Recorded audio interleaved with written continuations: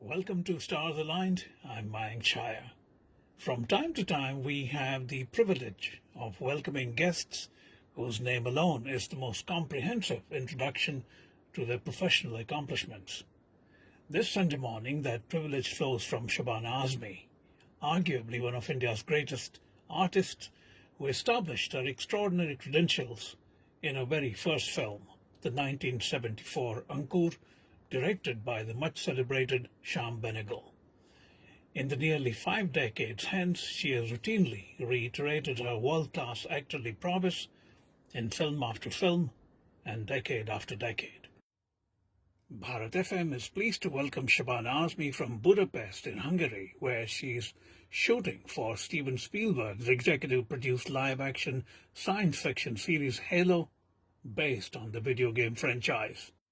Miss Azmi plays the character of Admiral Margaret Perengoski. Shabana Azmi. It's a great pleasure to have you on, Miss Azmi. Thank you.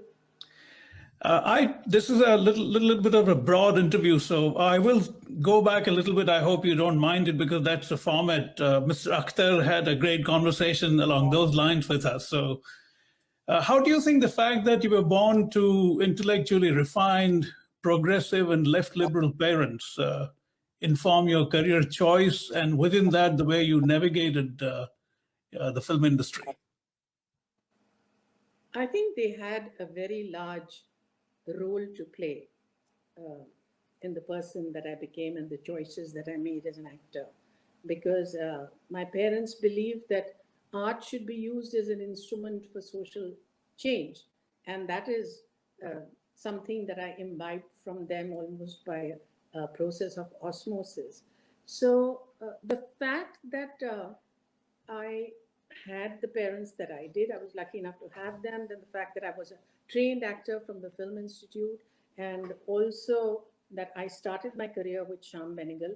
I think these were the very strong formative influences on me. Because what happens at the Film Institute at that particular time, we had a chance to be exposed to the best of international cinema, which was not available at all in India at that time. And so, you're a young 20-year-old and you're watching Kurosawa and Godard and Ingmar Bergman, apart from Ray, of course. And that just does something very magical to your aesthetic. And the fact that I started with Shyam Benegal also had a lot to do with that, I think. And had my trajectory not started with Ankur, I think my career would have gone another way. Right, right. What are your earliest memories of your remarkable parents? Because they had a very socially active life in terms of their ideological thinking. And you grew up in a, as I said, very informed, very politically conscious background. Till the age of 9, I lived in a commune with my parents of the Communist Party called the Red Flag Hall. And all of us had, all the comrades, there were 8 families who had just one room each, which was anything between 180 square feet to 200 square feet. And 8 families shared one toilet and one bathroom. And money was never around because all the money that my father was earning, the Communist Party gave him only 40 rupees a month I from see. that. And then, of course, when the children came, then my mother had to start working too. So she then decided to become a radio announcer with Bharti. And then after that, she progressed to Prithvi Theatre and then IPTA, and that's how it all started. So it was an extremely beautiful childhood. The fact that we didn't have any money didn't seem to matter at all. For us, what was beautiful is the celebration of India's pluralism, the fact that we would celebrate all festivals, Holi, Diwali, Eid, Christmas, with gay abandon. And that although religion didn't play a part, of course, because we were communists. I mean, my parents were communists, but they embraced the cultural heritage of India. So I grew up in the lap of the Ganga Jamni Tehzeeb, uh, को कहते हैं. जी. So That's what happened. It was also an unusual childhood, let me say, because gender equality was given. You know, more than 70 years ago, my father wrote a poem called Aurat. It's an iconic poem, in which, at a time when people used to say that, a woman's place is in the house, looking after the kitchen and the children, he said, um, awake, my love, you must march along with me. Ut meri jaan, mere sathi, Ji. arise, you have to march along with me. In which he said, Zindagi jahad mein hai, sabr ke kabu mein nahi. Ah, नब्ज़ हस्ती का लहू कांपते आंसू में नहीं, उड़ने खुलने में है निखत खमे गेसू में नहीं, जन्नत एक और है जो मर्द के पहलू में नहीं, wow, इस wow. रविश पर भी मचलना है तुझे, उठ मेरी जान मेरे साथ ही चलना है तुझे. That's So extraordinary. yeah, so gender equality was given. Now this is an incident that I've repeated many times, but it's worth repeating. That I was going to an English speaking convent school, and like everybody else, I wanted to have a blonde doll with blue eyes. And my father brought me, and I was all of 7 years old, and he brought me a black doll, a black African doll. And he told me black is beautiful too. Now, I thought he was some kind of weirdo, I quickly just hid the doll. I said, I don't know what he's up to, but imagine that is the way. That's why I'm saying that it was a process of osmosis. And the lives they lived by example gave my brother and me the values that we still. Right, right.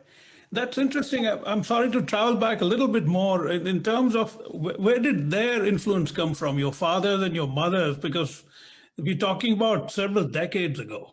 But because by the age, see, my father belonged to a zamindar family in a tiny little village called Mijwa in Right. Azamgarh.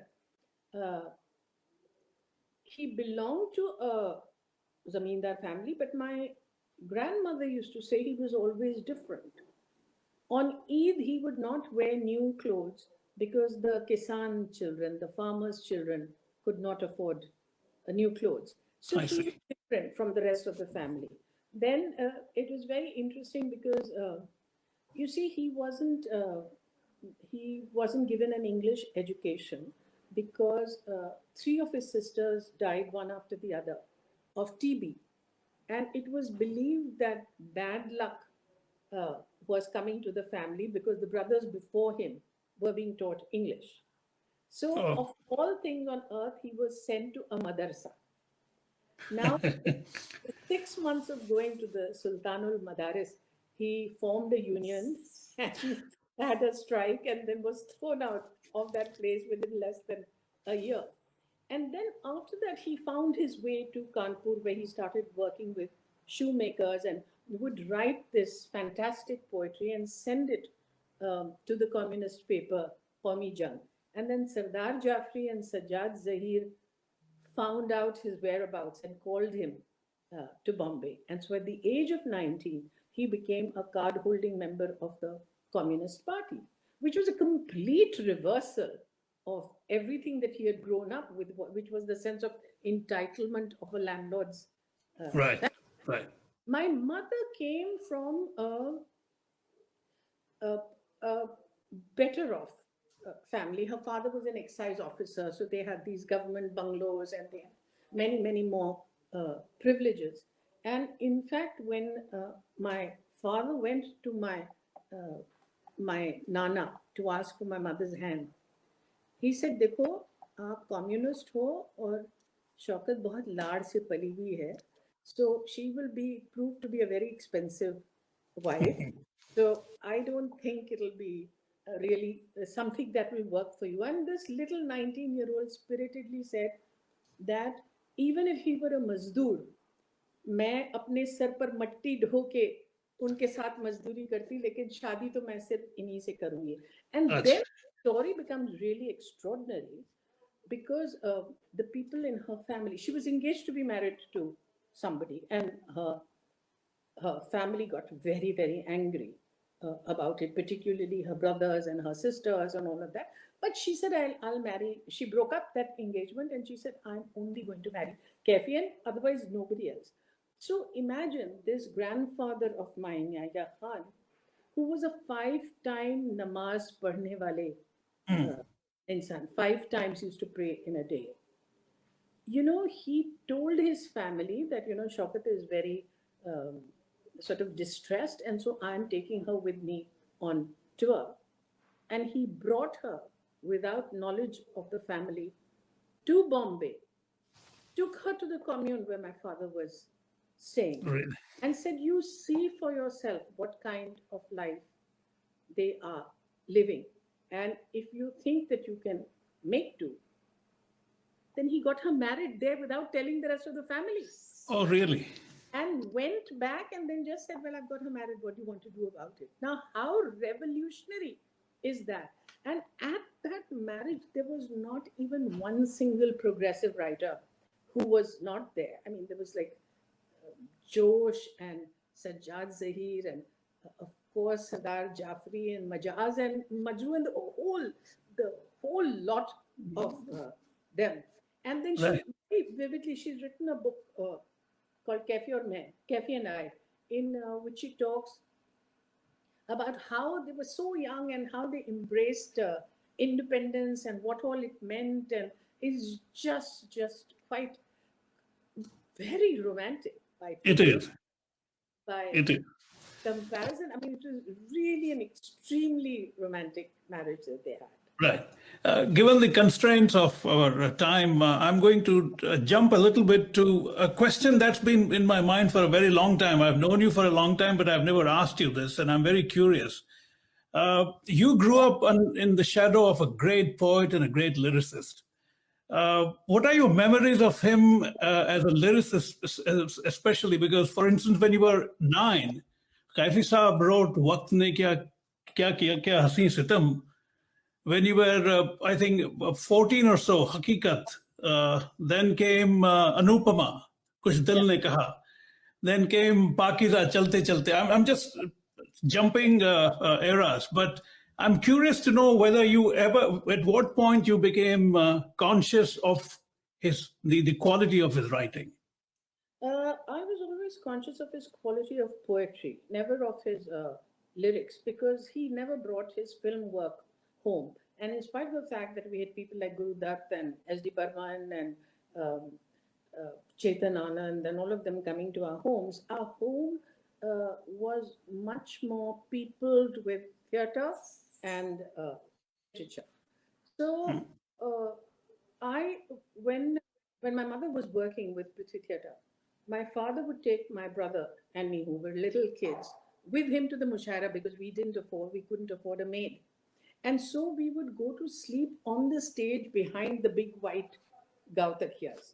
And Right. then we would wake to thunderous applause and then look at each other and say, okay, so Abbas on stage. So we knew that he was a very beloved poet of the times. Obviously, we didn't understand his poetry, but we knew that he was a much celebrated poet.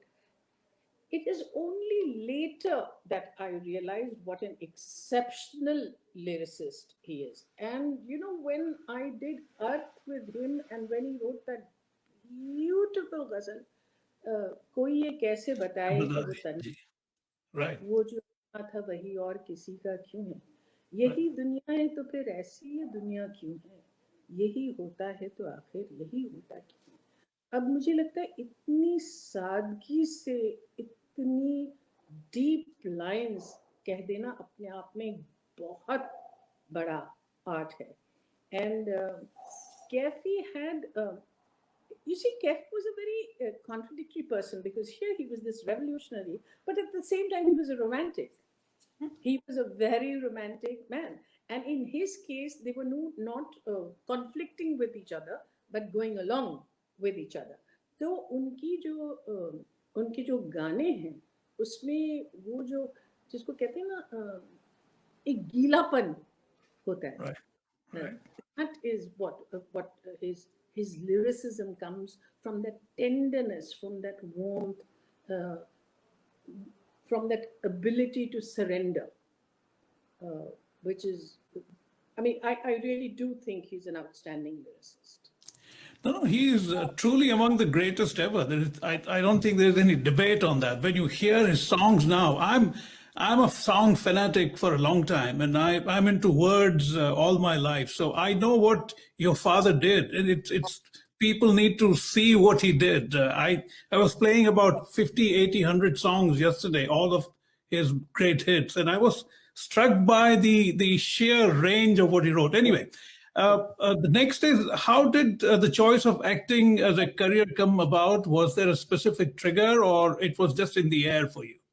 I think it was because of my mother being an actress with the Prithvi Theatre. And during my holidays, she used to take me along with her on tour. And Prithviraj Kapoor had made clothes uh, for me as a little baby. I was about 3 or something. And on stage, in the group scenes, my mother would take me also. So it was really, it became my playground. The theater became my playground. And then uh, when so in school I was always playing boys roles because it was a girls school, but I was acting every year. And then when I went to St Xavier's College, we discovered that although there was a very active English theatre group, there was none for Hindi. So Farooq Sheikh, who was 2 years my senior, he formed the Hindi Natya Manch, and where inevitably we would get best actor, best actress, best play, best direction. And so it was in college really that I started feeling that this is something I would like to do. I had also watched my mother in fascination when she used to prepare for her parts, because for days before she went up on stage, she would dress up like the part. She would change her voice. She would change her gait. And she was very obsessive about learning her lines. And it was a very beautiful morning ritual that my father and she would be having tea in the morning, and he would take her cues and she would rattle her lines. So then I remember I went up to my father and I said कि अब्बा मैं acting seriously करना चाहती हूँ, तो क्या आप मुझे support करेंगे? So he said, Bete, I will support you in whatever it is you choose to do. If tomorrow you tell me that you want to become a cobbler, if you want to become a mochi, I'll support you in that, provided you tell yourself that you will try to be the best mochi in the business. I Right. will.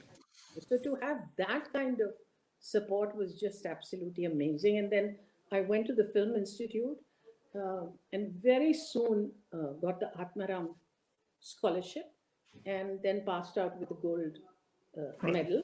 And before I knew it, I was in movies. I had no period of struggle at all. You were probably 22, 23 when the process of Ankur casting began. Yeah. Shyam Benegal's iconic film. What do you remember of that in terms of the way you were approached, the way you were asked? Were you asked to audition, for instance? Uh, you see, on those days, Zarina Wahab, who was my classmate in the Film Institute, and because she was from Rajahmundry, she had no place to stay. So she was staying with us. A lot of my um, institute friends would come and stay with me till they found a house for themselves. Now, there was an assistant, uh, Deepak Prashar. He is Pankaj Prashar's older brother. And he came to ask for Zarina for Priya Tendulkar's part. And he saw me then and he said, why don't you come along and meet Shyam? I had known him from college. Why don't you come and meet Shyam Benegal? And so I went having no idea what the film was about, nothing. And he just had one look at me, and for some strange reason, I was wearing a sari. I still have that sari, and I had a bindi, the typical look I had in those days. And he looked at me and he said, "How good are you at dialects?" And I said, "Which dialect?" And he said, "Hyderabadi." So I broke out into Dakkani because my family is from there. I was born in Hyderabad. So he said, "That's wonderful," and told me the story not only of Ankur but also of Nishan, and told me, "You'll be doing both my film." So I came home and I told my mother there's some fraud filmmaker I met. met who says do two films with him. And 18 days later, I was in Hyderabad shooting for Ankur. Oh, But what really? is very interesting is, you see, Shyam had faced a lot of rejection for that part of Lakshmi. He had gone to Wahida Rahman, she had said no. Then he had gone to Lakshmi of the South, she had said no. Then in desperation, he went to Anju Mahindru, and she also said Really? no, yes. And so by the time he saw me, he did feel that I was younger for the part than he had envisaged. But something had clicked for him. Now, I think about 1 week into my being finalized for the film, I went to meet him in the in his office, and I was wearing jeans. I used to be very thin in those days. I was wearing jeans and a t-shirt, and my hair just tied up, no makeup on my face and all that. And so Govind Nilani walked in, and he wrote to Girish Karnad and said, Shyam Benegal has taken a rat to play his lady. And I don't know what's going to happen. Now, of course, I had no idea about this. Then the second day we were shooting, I remember there's a scene where I come and sit in front of the grocer and I ask him to get something, and I think I'm just clearing my ear or something. And he came up to me and he said, I made a mistake. This is what I had told Girish Karnad, but you're absolutely wonderful. And we're very privileged to Oh, how have. nice. So that's how it Yes. I do not mean to read too much into what could just be part of your normal craft, but I was watching the movie yesterday. About 15 minutes or so into the film, there is a scene where you, with Sadhu Meher, and Anant Nag arrives in that particular ramshackle place.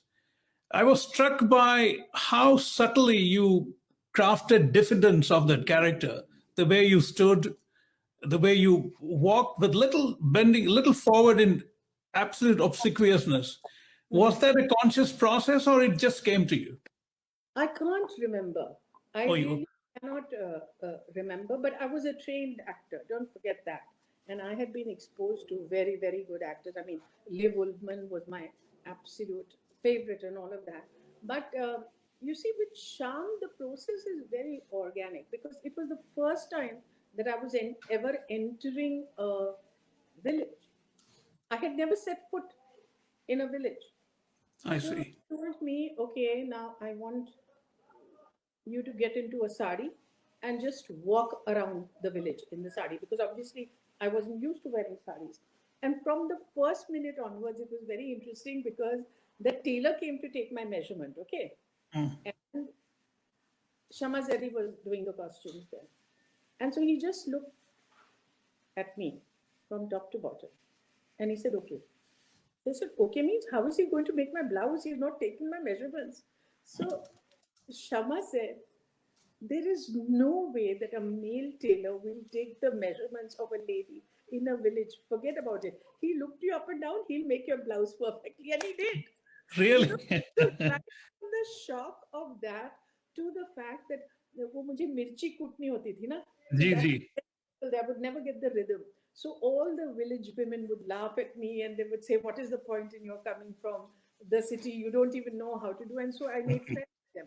And then there's this oft repeated thing, which I won't go into detail, but I used to find it very difficult to sit on my haunches. And so Shyam Benegal told me, you have to sit on your haunches. We will all sit at the dining table and have lunch. You better sit on your haunches. And then finally, when he was convinced that I could do it, okay, then he would say, all right. I see. It's just very, very organic what happened. So I cannot tell you how the craft that I used in that character, but obviously it has to be because she was so completely different from the world I had inhabited. Right, right. And from there grew a really, really very deep relationship with Shyam Benegal. Right. Once again, it struck me that it was an immediately accomplished performance in the very first film. And then you do something diametrically opposite, genre bending, as it were, in Devanand's Ishq, Ishq, Ishq, right? I mean, you're talking about Devanand, you're talking about Ishq, Ishq, Ishq. What was the transition like? You know, I think that I was just working on intuition, and it's only later that I understand that I did it. But because first I did Ishq Ishq Ishq, and the next thing I did was Fakira with Shashi Kapoor, which became a huge hit. And so suddenly I started getting roles in mainstream cinema as well, which is not what I had actually carved out for myself. And now I think that had I started with mainstream cinema, then I would have been compared to the reigning divas of that day, maybe Hema Malini or people like her, and I would have been at the lowest rung of the ladder.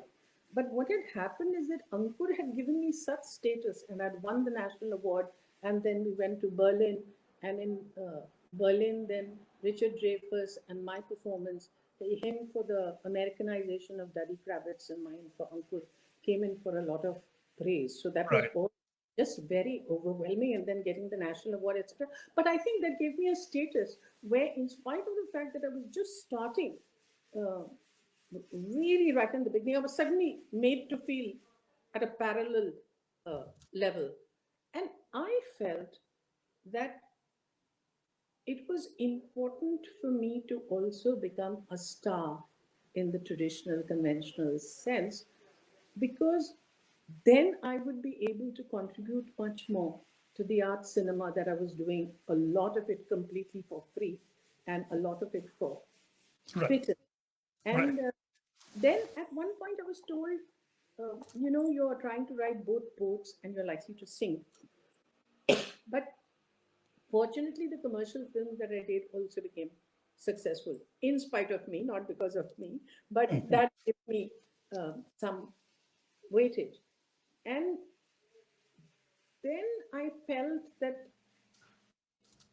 I used to feel that there shouldn't be this huge separation between what is known as parallel cinema and the mainstream cinema. I used to feel they should really feed into each other, and which is what I see happening Right. today. It's happening now. Yeah. I'm very happy about that, and I would like to take some credit uh, for people like Smita, me, Nasir, Om, etc. Because I think that it did create a sense of respectability amongst the people who are doing mainly commercial films to then maybe start aspiring for a national award, which was not going to happen if you are going to play a Miss Nita in a regular Right. commercial spoiler. And so then you had to make sacrifices. I mean, I remember my secretary used to be, you're giving 40 days to Shyam Benegal's film in which you're not even getting the signing amount of what you're getting for a commercial film, and you're giving him all the dates at one point. And I said, this you can't interfere with at all. Right. And then we did it really because we loved it. And there have been many instances, Mayank, where, you know, for instance, we were doing a film with B.R. Ishara.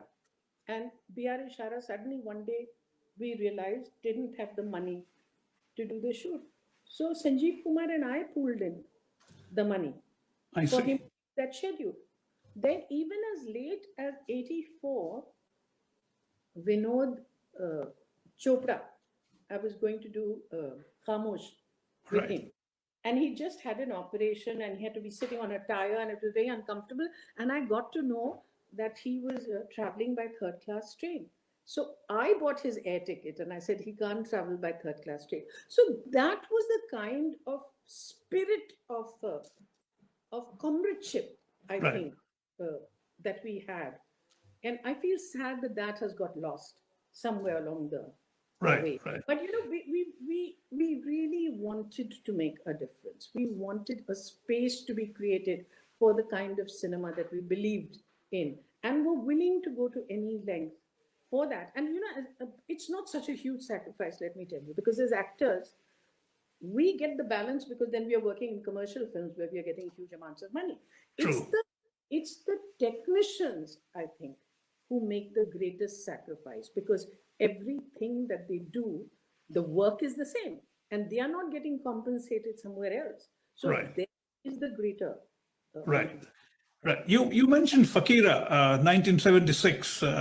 There was Parinay before that, I think. But besides the point, how did you warm up to something like Tota Mehna ki kahani to purani purani ho gayi. You come from, as I said, a deeply poetic background in the family. How No, did but you approach something like that? I think that I had many inhibitions, and I was deeply conscious of the fact that here was I was this St. Xavier's College uh, person, Cafe Azmi's daughter, and why was I singing to these silly songs and stuff like that? And I think that awkwardness showed because it took me a very, very, very long time to get rid of it. You know, I used to be awkward, and and that's why when I look at girls today who just come in and within 3 months of being in the film industry, they're dancing like complete pros and with such abandon. And I feel that that was a handicap for me because if I had decided to do mainstream cinema, then I should have gone whole hog. But instead, I used to tell myself, no, but Nargis couldn't dance and Nutan never used to dance, and you know, to hide Right. behind all those things instead of just facing it's something I can't do. True, true, true. Yeah, I want to talk about a year later, especially because we're talking about the great master Satyajit Ray, 1977, Shatran Ke Khiladi, where you played Sanjeev Kumar's somewhat, not somewhat, greatly jilted wife, because Sanjeev Kumar was carrying on affair with chess along with Saeed Jaffrey.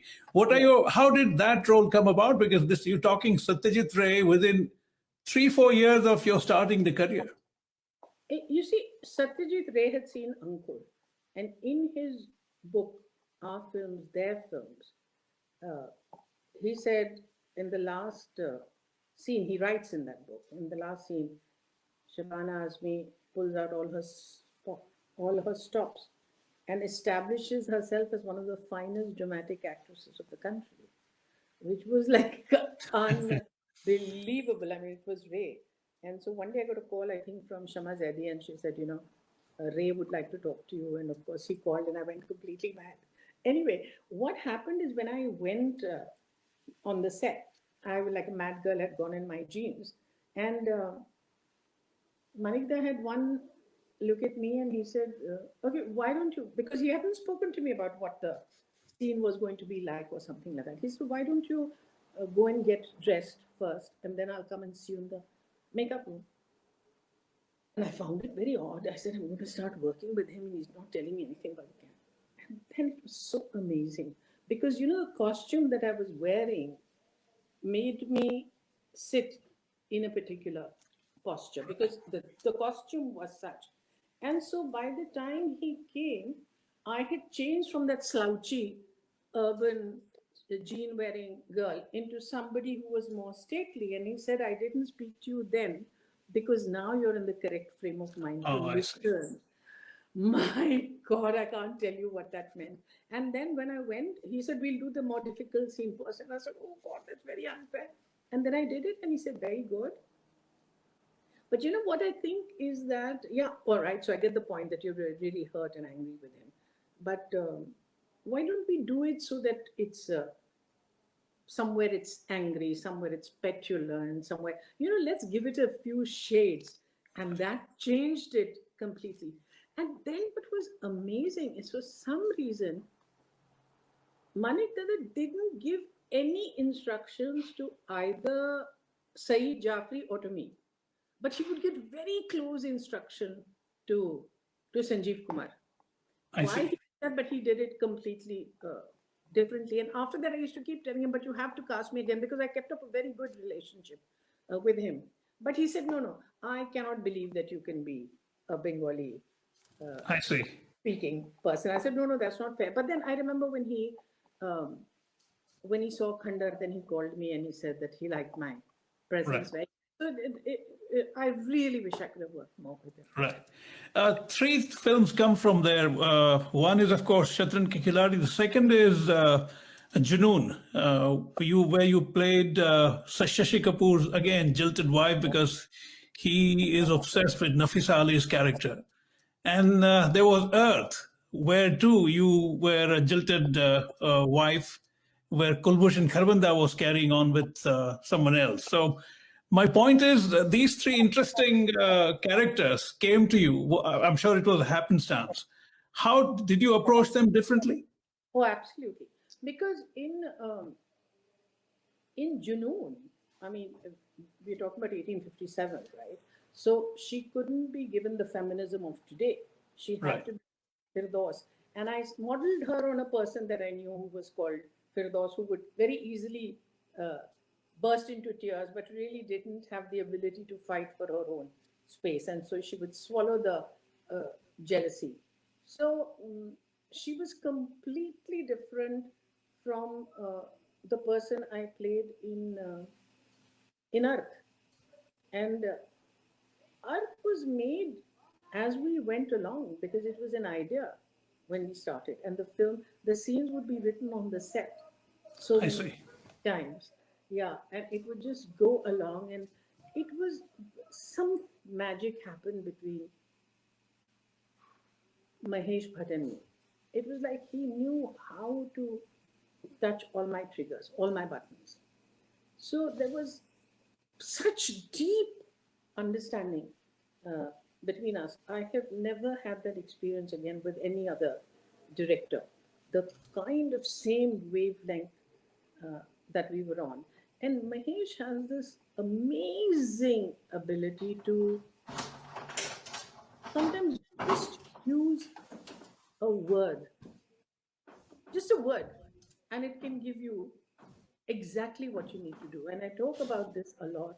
You know, there's a shot in that song, तुम इतना जो मुस्कुरा रहे हो क्या Right. गम है जिसे छुपा रहे हो. तो उसमें एक सीन में वो मेरे हाथ में राजकिरण देखता है कि it's my divorce papers. And by then I had been crying for 2 days, holding my tears back because it takes 3 days to do a song. Right. And suddenly I just froze. And I wasn't able to tap into myself anymore. And it was a close up of mine. And I remember just as the clap went, Mahesh said, "Look exposed." And now, when you see that particular shot after Rajkiran has seen that it's Right. my divorce papers, it epitomizes being exposed, you know? Right. So sometimes a director can give you a very lengthy instruction, or sometimes it can just be a word. But Right. Mahesh was wonderful to work with. You know, in that film again, your father's song "Koi Ye Kaise Bata De," when that's being played, you are welling up and breaking down. You're practically shaking. I thought that was a remarkable piece of acting.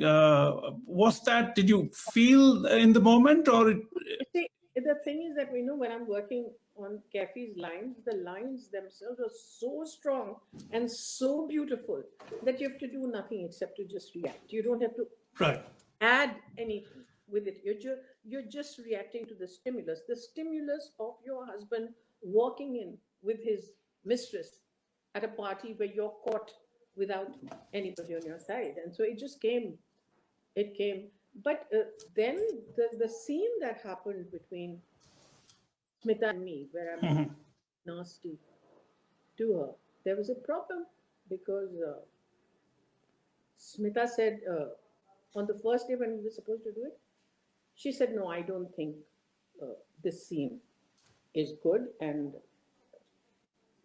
then Baburam Ishara, who was a friend of ours, also came on the set and said कि जिस तरह की ये औरत है पूजा, वो इस तरह की बात नहीं करेगी.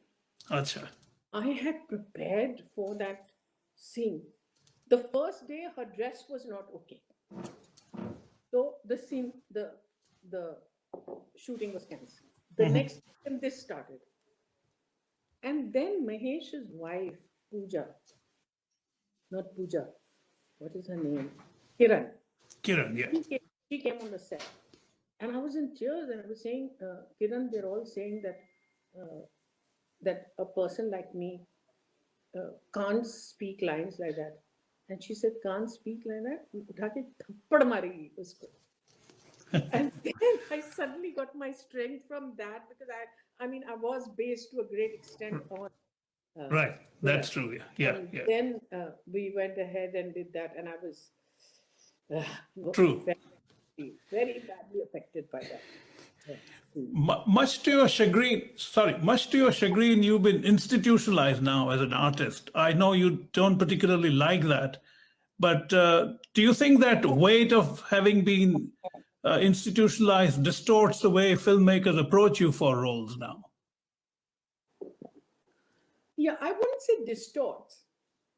I wouldn't say distorts, but approach me with caution and will not offer me anything that is flippant, which I think after 40 years in the industry I deserve. That Right. you would approach me with flippant roles. So I don't get that. But I have been lucky. I've been at the right place at the right time. So I started with Ankur and the parallel cinema movement. Then in '89, I moved to Hollywood with Shirley MacLaine and John Schlesinger. And then with Roland Joffe. And so it's been a beautiful ride. It's been a beautiful ride. And now I'm getting all kinds of parts, wicked parts, funny parts, parts different from the rather honorable kind of person Right. I was in my hey days. So I'm enjoying it. And I think the OTT has also created a space for the older actors, both male and female. And today, I really do not need to do anything except that I'm game for it. There's no other consideration because see, when you're building your career, then you have to think of this might be good for my career. Well, this is a good production house. You know, other considerations than Right. just Right. role. But today, only very good money can attract me, or a really different part, or if I feel um, an important thing is being said and the young director needs my support. Right, right. Last three questions, I'll wrap it up. All two relate to your co-stars, and one a broad one. The first one is I've read in a few places that Rajesh Khanna, with whom you did 7 movies, was perhaps your favorite co-star. Is that an accurate thing? Because these are the quotes that I keep No, no, reading I about. never say, I wouldn't say my favorite co-star, but he and I got along. And I was never privy to any of his famous mood swings. Uh, with me, I think he believed that I was a lucky mascot for him. And we did many successful films uh, together. But my favorite co-star by far has to be Nasiruddin Shah, with whom I did 10 films. Right, You know, he was so amongst my co-stars, Rajesh Khanna was a popular co-star, Shashi Kapoor was one, and Vinod Khanna from the mainstream cinema. I right, mean, I did a film with Amitabh and I did a film with Dharmender, but they were just one off. Uh, right. the pairing used to be that.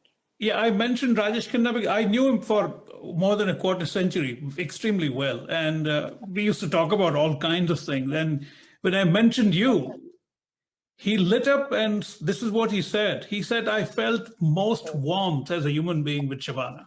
He used to feel we had a very warm relationship, and like I told you, didn't I was never privy to any of his moods. I think he was like a pal with me. He was very comfortable uh, with me, and I with him. Right, right. Another peer that I want to talk about a little bit is, of course, Smita Patil. You had such parallel careers. You were peers. You both come from parentage which were socialistic in their outlook, very socially conscious, very politically aware. And yet, I mean, I'm sure you've been generous enough and candid enough to acknowledge some of the tensions that the two of you had. Would you like to talk a little bit about that? Well, I've spoken about it quite a lot, and it I think was a real pity because given that we had such identical backgrounds and that we were launched uh, by the same filmmaker and were in public memory almost siblings. I remember I went to Pakistan and not a single person talk to me without saying, आपकी फिल्में और स्मिता पाटिल की फिल्में, आपकी फिल्में और स्मिता पाटिल की फिल्में. I came back saying that in their mind, I could well be Shabana Patil and she could be Smita Azmi. We were so closely linked. But of course, we had tensions and we tried to make up sometimes. Sometimes we were not nice to each other. I was uncharitable with her. I regret that. I wish that uh, we could have bonded in Right. sisterhood. But what is very beautiful is that my relationship with her family has been fantastic.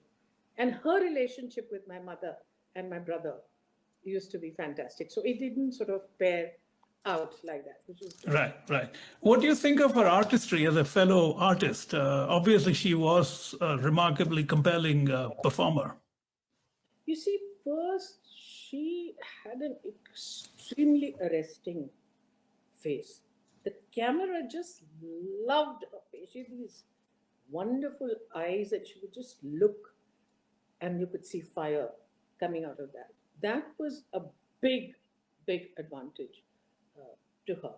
She had a very short career. I mean, she could have had a really long career, but it is to her credit that having had such a short career span, 40 years later, you cannot talk about parallel cinema without mentioning Smita Patil.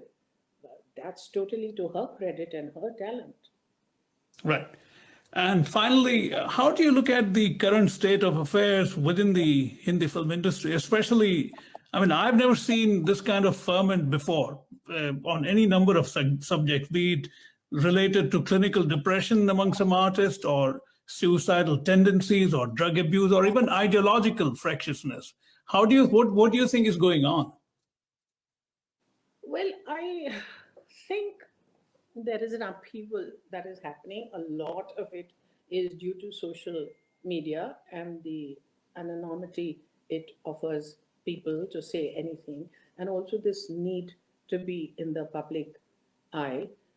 What gets lost is, I think, enough attention is not being paid to mental illness.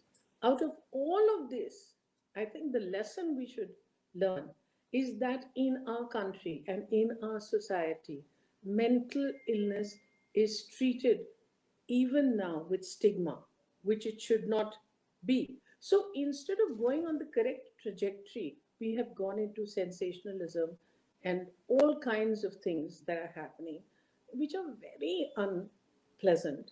But I think, at least I hope, that it should pass. Uh, this kind of concerted hatred towards the film industry, I find it difficult to believe that it's organic. I think it is a construct. I see. I see. And finally, you are in Budapest.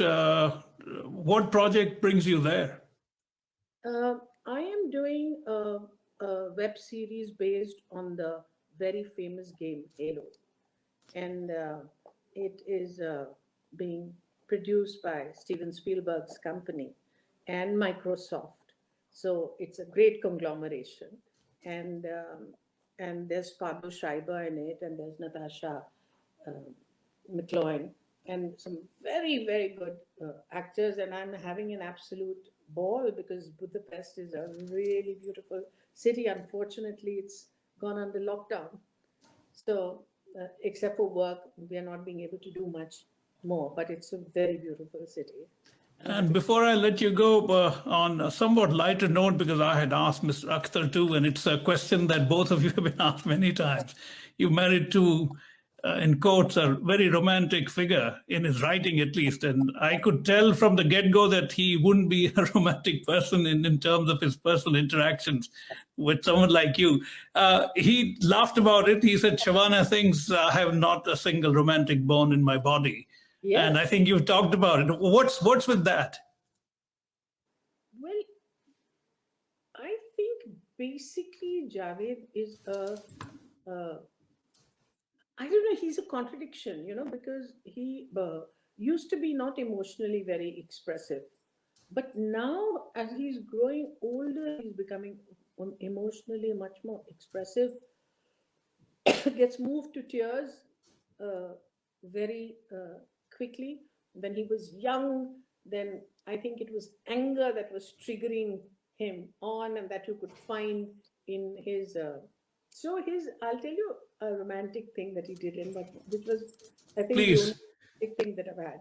Once we were traveling, and I suddenly saw a small flower shop, and I said, "What beautiful flowers!" And he stopped the car and he bought the entire flower shop. So, and we had just a small little Fiat at that time. We were still not married. So the flowers were sort of coming out of the dicky, coming out of everything. He just bought the entire. I was Really? so overwhelmed. I have a huge thing about flowers. Huh? Flowers are my weakness. Now, a few weeks later, we had a fight and had stopped talking to each other. So he sends me this शेर जिसमें मैं बिल्कुल पिघल के मर गई. It was not his own शेर, किसी पाकिस्तानी शायर का शेर था कि उसी मकाम पर कल मुझको देखकर तन्हा, उसी मकाम पर कल मुझको देखकर तन्हा, बहुत उदास हुए फूल बेचने वाले. Wow, wow, wow. On that lovely, charming note, I think it's a perfect time to call it off for you. I know you have another engagement now. Thank you so much. I want to thank you for your time, and Bharat FM is extremely pleased to have you on. Thank you, man. Thank I'll you. send you a clip, the whole video pretty soon. Thank you. Thank you. Bye bye, and all the best. Bye bye. Thank you.